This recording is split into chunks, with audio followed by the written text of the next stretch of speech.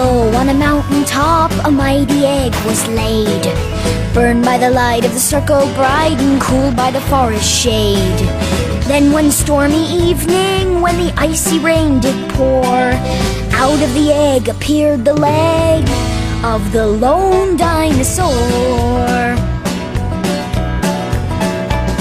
His neck was long and limber, his shoulders broad and lean.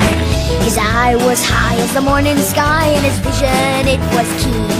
He wandered strong and silent across the valley floor, and everybody called him the lone dinosaur. Dinosaur! His tail was swift as lightning. Dinosaur! His heart was brave and pure. Dinosaur! Whenever times were frightening, call his name and he'd be there for sure. Lone dinosaur.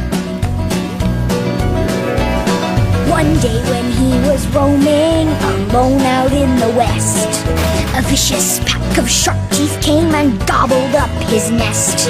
He tracked that pack of varmints and fought them by the score. He left them lying toothless, and he gave a mighty roar. Dinosaur! He promised his protection. Dinosaur!